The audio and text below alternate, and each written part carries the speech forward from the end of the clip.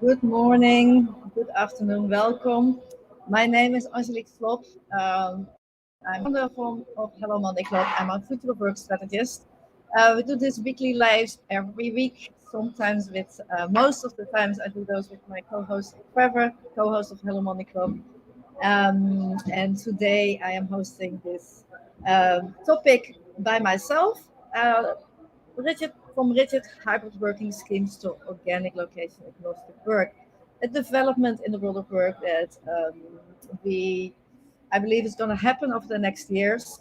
And I want to discuss a little bit like why I think this, and also uh, why it would happen, and how companies can be better prepared so to stay ahead of the curve. So based on what we see today in the world of work, in a minute, we move there. I just for now I want to say I want to welcome everybody. We are live on LinkedIn. We are live on YouTube. So if you are live, please watching live, joining us. Please leave your name in the comments and let us know where you are watching from. Um, if you see this in the replay, also welcome. I hope you enjoy it. You can always also leave a comment or better reach out on a private message to us if you have any questions. So I'm just gonna check quickly if everything is going well, okay in the line to be. To say hi, we do have a little bit of a delay if you leave a comment and I will ask a question, but I will always get back to you. So questions, answers, vision, ideas, please share. It's interactive. And especially because I'm hosting today the episode by myself, I'm looking to give inputs. In general, most companies are moving to sort of what they call the emphasis. Most companies have realized that the priorities have changed and employees do need more flexibility instead of going back to the office full time as the old situation pre-pandemic was.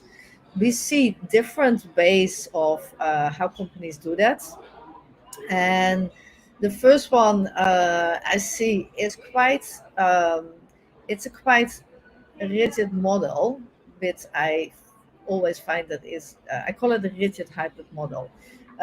So I'm gonna uh, explain a little bit what I think, how I see that.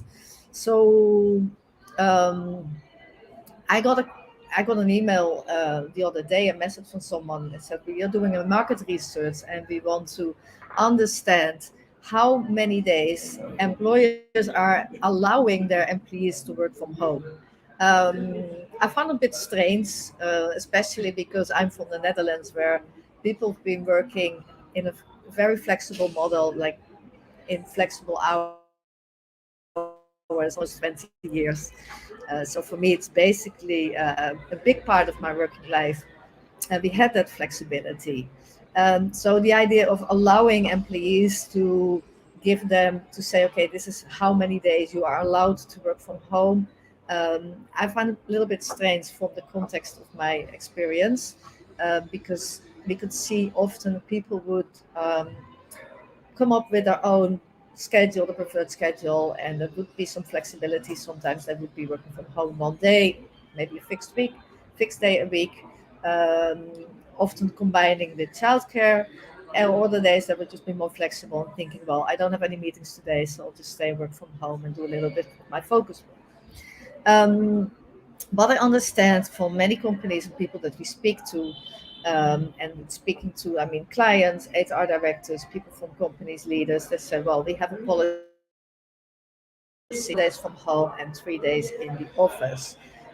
Could also be the other way around, but there are quite a lot of companies who have introduced a policy just right now post pandemic where they give a certain number, a limited number of days, and also the assumption is that you would be work from your home, your own house. It's often also fixed days, so you can see that people say, "Well, I'm allowed to work from home on Wednesdays and Fridays, but the other 3 days I have to be in the office." So I call it quite rigid because it's quite um, um, It's not so much the need of the individual employee. It gives employee, of course, those 2 days that they don't have to commute and work from their home, and it could very well be something that they really appreciate, but still it's quite rigid and it's not meeting the individual's needs. Um, what we see the other model is what we call the more flexible hybrid model. And this is a model where people are expected to be in the office, also maybe 20% or 50% of the time, 40% of the time, 30% of the time. But there's a lot of more flexibility where people can say, okay, there is an office and we expect people to come and we expect people to show up. Then there's something happening, or there's a meeting, and or employees they discuss with their teams when they will be coming together in the office space, or when we have an event, we expect people to be there. And what we start seeing right now, and this is something that I recognize from my working experience in the Netherlands, is that people can they come to the office, they look at the schedule, but often also maybe start a little bit later. So they will come after rush hour and work from home the first hour and a half of the day. Or they might be going home a little bit earlier. I spoke to one of our clients and she said, well, um, I just go home earlier and cook a good dinner and have like a normal family time by the end of the day, instead of being coming home really, really late, being stuck in traffic and in public transportation. So you can see that, and that is in that company people will normally so they are starting to see the behavior because they give that flexibility. So they start to see patterns in natural behavior of their employees. So for example, they would say, well, on Mondays and Fridays the office is more or less, there's like not many people showing up on Mondays and Fridays. So the point that people most on Tuesday, Wednesday and Thursday, you see a lot of people starting a little bit later and coming arriving in the office a little bit later, and going home from the office a little bit earlier. Um, that shows natural behavioral patterns, how employees start to combine. It doesn't say anything about the actual working time, obviously, because um, then they might as well be working in the evening after that family dinner. Um, so that is a more flexible hybrid model that could also be different for every week, of course. Um, this is also what we talked about in one of our earlier episodes, that someone said, well, at least I do the same as I did, but now I don't have to feel guilty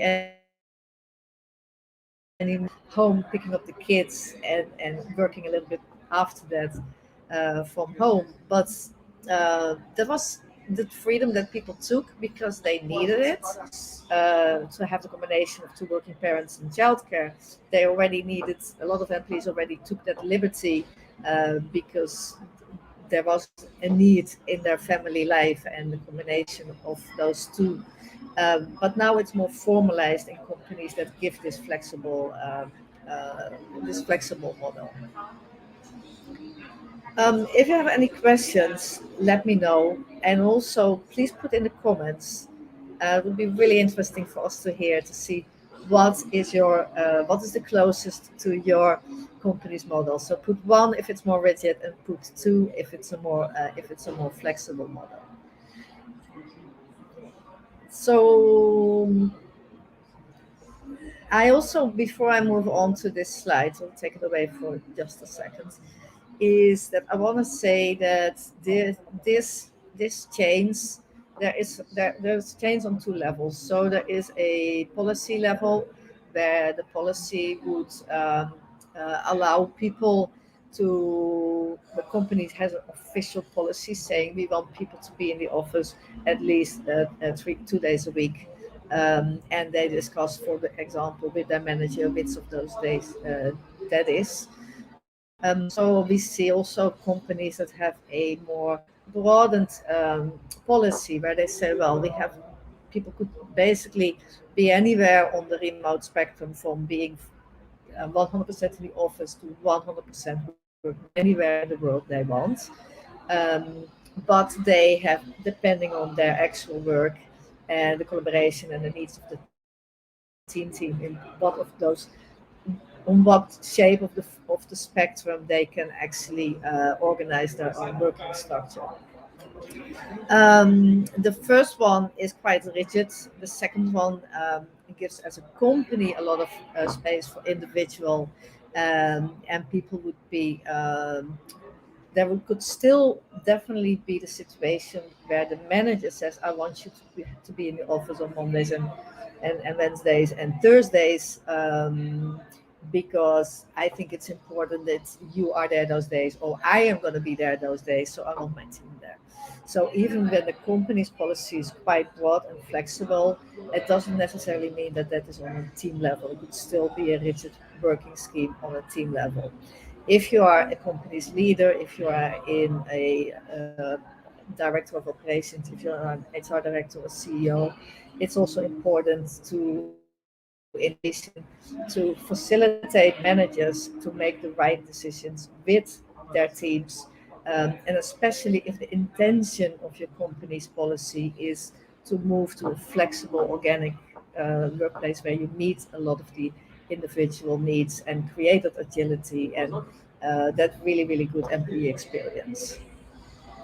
So in order to do that, because that is very difficult, because of course your policy is broad, so you have to go and facilitate managers in finding a way to make it work in a way that you have your organization's need, the managers' need, but also the employees' need all balanced.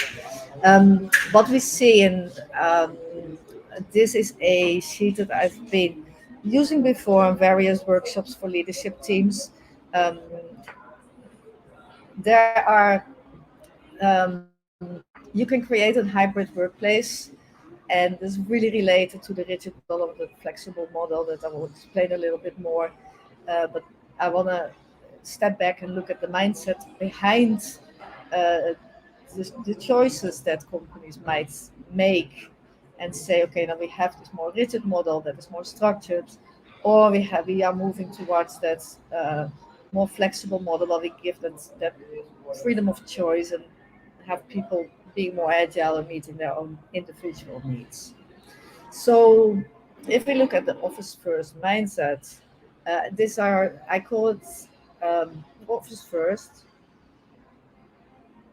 The mindset behind this um, is that we assume that collaboration takes place in person, then people come together, and we also want that to be in the office, in the company's office.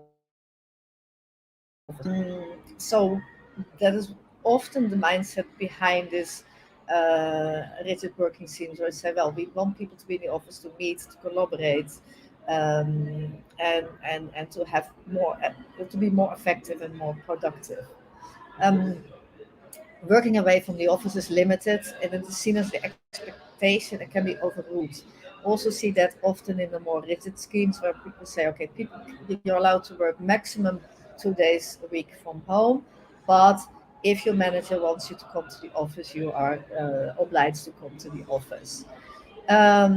We miss a yellow dot here, but that needs to be there in the in the corner. Continuously defining activities that can be done away from the office or need to take place in the office. So what we will see if we combine that rigid working with especially saying there is a exception, we can overrule that, and collaboration takes by default place in the office. There could be a situation that people are continuously having a discussion about, okay, now I think we should be together for that meeting, and it's really important, and it's on that needs to be on a Monday because then everybody's available. Yeah, but I decided, we discussed that Monday was the day that I would be working from home, and my whole private life is there, and I think we can actually do this meeting online as well. I don't really need to be there. So you will have create a lot of that. Um, it's my concern at least. So if you say, well, we don't see that happen a lot in our company, please put that in the comments. If you say, well, yeah, that's actually the case in our company,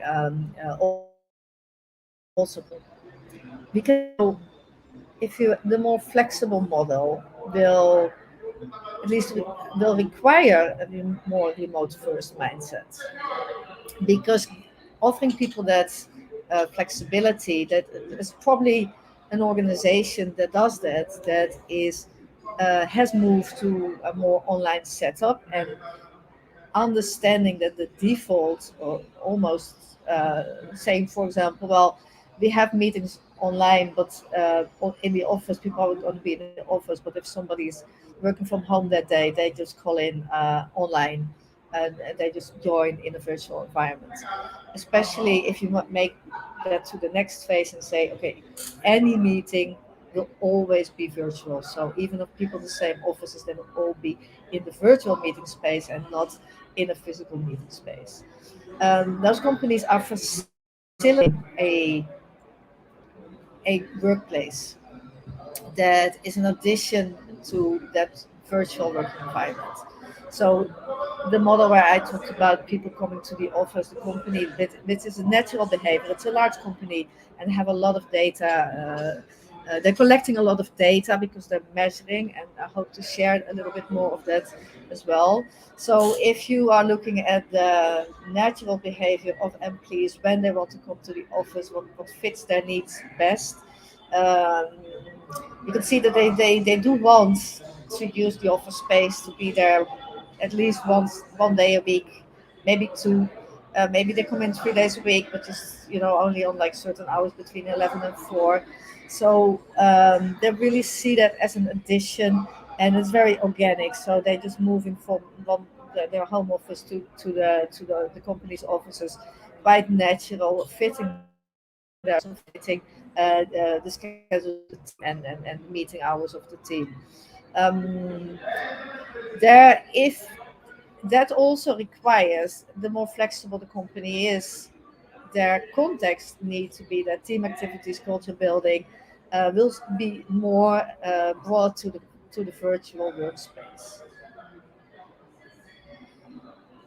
And also here, um, if you can elaborate or leave a comment on what is the actual, what do you think is the main mindset in your company?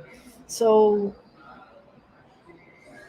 we see a lot of companies a little bit shifting in between. They're quite extremes, of course, in also they could be very rigid, and companies moving towards that more remote first. I think the first number two model where I saw model is getting closer to a remote first company, but it's not fully there. Um, so we will see all those different ways of interpreting the hybrid workplace and how you shape it. Why is that important? Because we are just starting in this new situation. Um, this is about, it's very important that the top management team has a really good vision about what they want to offer, but also where you as a company need to evolve to in the next 2 3 years. Especially considering that some companies will offer high flexibility and others don't, depending on the needs of employees and the ability that companies that offer the flexibility are hiring more often remotely, or the commutes might be a little bit longer, maybe 2 weeks. It means that employees might be shifting. So there is an employee retention threat for companies that do not really think about what do I want to offer now, what is our current policy, but also where do we want to go to in 3 years from now. So are we going to be still being in this rigid model with creating a risk for a company that we cannot attract people that are used to be more flexibility and that will start to demand that. If the bottleneck is that our management don't know how to deal with a more flexible model, then there is a need for, they have defined um, um, a point where your organization needs to be evolved by training, by facilitating, by implementing new tools. Um, so basically the red thread of this today's topic. Just have a look at the. I have some. I have some of the layout changing here in this sheet. I see. Um, so if we look at that, the next 3 years, I predict that we will go. I expect that the rigid working schemes will go to more to that flexible model and even beyond, to have this really organic way of working. So where we see that employees now are used are changing their behavior in coming to the office, I think it will be ongoing development that they will keep on changing over the next years, because there will be ongoing changing needs. That is still connected. That there's a lot of 9 to 5 thinking. Um, that people would say, well, I go on Mondays and Wednesdays, and that they basically plan a full day to spend in the office. I think that will there will be some shifts in that. Some people will still obviously do that and say, well, I really like, I go to the office, have a full day, do everything I need to do there, and be more flexible the other days when I work from home. But it could also be saying, people saying, well, I really like to spend my mornings doing the exercise, or doing my something completely different, or spending time with my small children, and take more advantage of the flexibility that this remote working world will offer. That flexibility will become more normal, it will be more normalized, and that is also the context of other companies, but also inside the company. You can have a team manager that could be very rigid if you offer flexibility. And there could be other teams in other departments where people are more flexible. That flexibility will become more the norm rather than the more rigid shapes. So the rigid schemes will move to more flexible schemes. And also that is also supported with a more asynchronous way of working. When companies evolve and the learning curve um, continues, there will be a more asynchronous work. For example, saying, well, instead of all trying to meet at the same day at the office, we just are preparing a presentation and put it in a shared document, or send it as a video, and other people can comment on it and ask their questions in a chat function, for example. So the need to that on-site come together is going to be a little bit less um, in the next years. Um, if I would look at that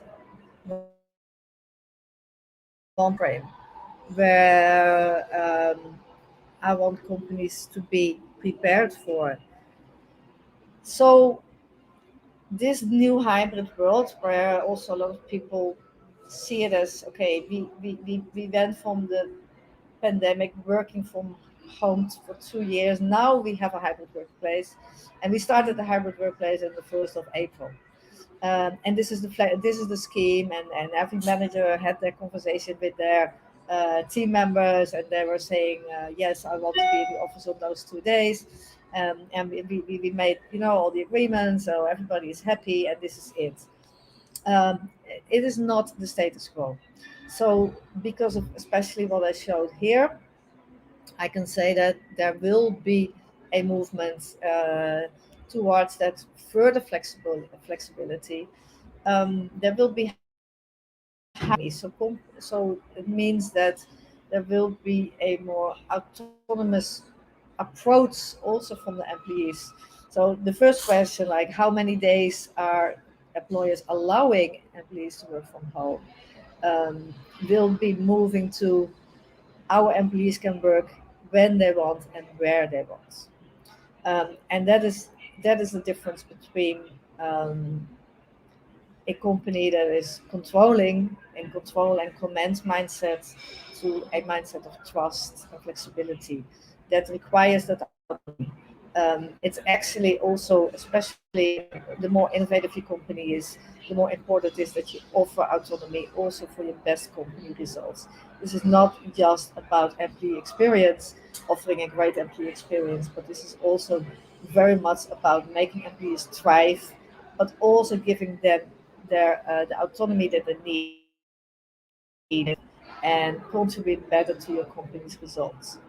So that will lead to more location agnostic, and that what location agnostic I mean also that it is no longer the narrative necessarily to work either in the office or to work from home. I predict that most companies will move to a third space, which is highly recommendable. That could be a company owned space that is not the traditional office, but more place for collaboration. We could have meeting hubs. Um, Companies can create tech hubs in certain more remote areas that are already heard this development happening. And very interesting to follow that.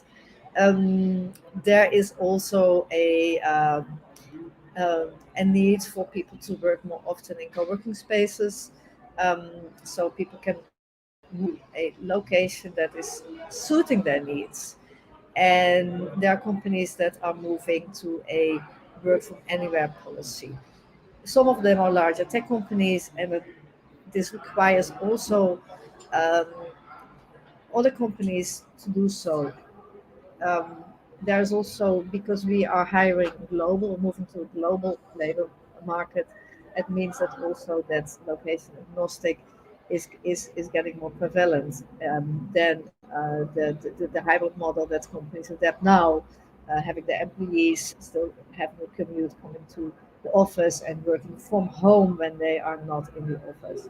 So there will be more that office as the center of the world and people are remote, uh, as opposed to be in the office will be less prevalent, and there will be a lot of companies that say, well, we know we have like several offices, we have a collaboration, we offer working spaces, and we also have people working from home or even while they're traveling.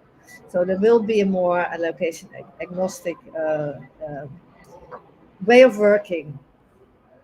The timeline I said 1 to 3 years. I could be very wrong about that, but the development will definitely be in place. And of course, this already exists. So we can see a lot of variety showing up to people saying, well, we all come to the office 3 days a week and we love it. And I could also say, companies say, well, no, we're moving to global workforce, work from anywhere policies. What is that is there's nothing wrong with that. The thing is that you need to have a good understanding what the identity of your company is, what fits your profile, your industry, and what kind of employees you're gonna hire. Because with all this variety, there is a high chance and going away and leaving your company as quickly as they came, because there is a global market and they have their needs, and it will be very, very individualized. So if you have a more rigid structure, it's a more one size fits all. Um, and that narrows your labor market both in terms of geographics, but also in terms of the profile of the people that you're looking for and that would be happy to fit in that. So these are some of my thoughts about that, and I just want to um, ask everybody who sees it, especially if in a leadership position or in an HR, to be very much aware. If you have not defined that your hybrid identity, let's call it that.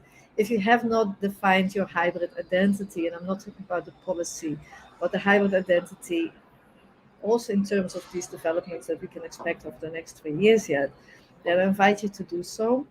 If you want to have a discussion with me, more tailor made for your situation, or review on what's happening in your organizations, please feel free to reach out. always happy to answer any questions everybody might have. So there are no questions. I want to invite people for next week. And next week is going to be a hot topic.